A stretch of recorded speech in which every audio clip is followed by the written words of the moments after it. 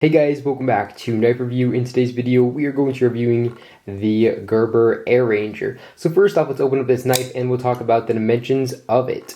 So it's going to have a 3.25 inch long blade, and the overall length of this knife is going to be about 7.32 inches long. And I'm going to bring in a couple of other knives to give you guys a quick size comparison. Here is your Ontario Rat number 2, and then here we have the Benchmade Griptilian. So as you guys can see, this Air Ranger is definitely bigger than all of these other knives, but there isn't going to be a massive size difference between all three. As far as pricing goes, the Benchmade Mini Griptilian is going to run you around $95, and then the Ontario Rat number 2 with the D2 steel is going to run you around $40. With carbon fiber, it's going to cost you about $50.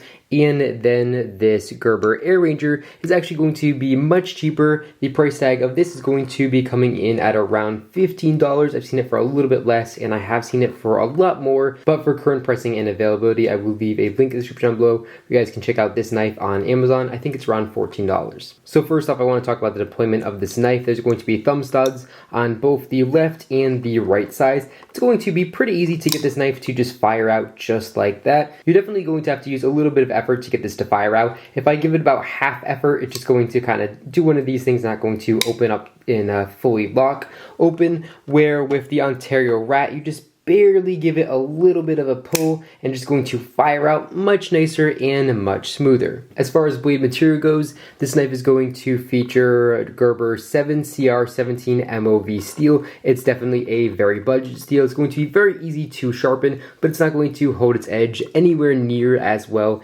as the Ontario Rat with the D2 steel. As far as weight goes, this is an extremely lightweight knife, coming in at only 2.6 ounces, so it's really not going to weigh your pants down or anything like that. Now, unfortunately, this knife is going to be for right hand only carry, and it's only going to be tip up. So unfortunately, you cannot change the pocket clip on this knife. You can take it off, but that's about it. Out of the box, the knife is decently sharp. You're definitely going to want to sharpen it just a little bit extra out of the box. It's not going to be the sharpest. However, the serrations come out definitely very sharp. They're going to be great for cutting rope or cardboard boxes or anything like that. This Air Ranger is a liner locker, so you guys can see here there is a liner locker here. So let's close this knife and we'll take a look at the centering. And as you guys can see, it actually has very decent centering, especially considering the price tag. It's almost spot on. Really not bad, and definitely impressed on that. As far as the overall look and the grip and feel of this knife, it actually does have a very good feel to it. It's going to feel good in the hand. It's going to definitely give you a good amount of grip here with the textured aluminum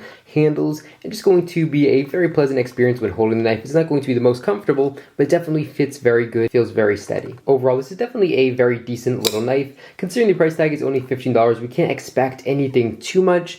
If you guys do want to get something a little better, I would recommend picking up the Ontario Rat number 2.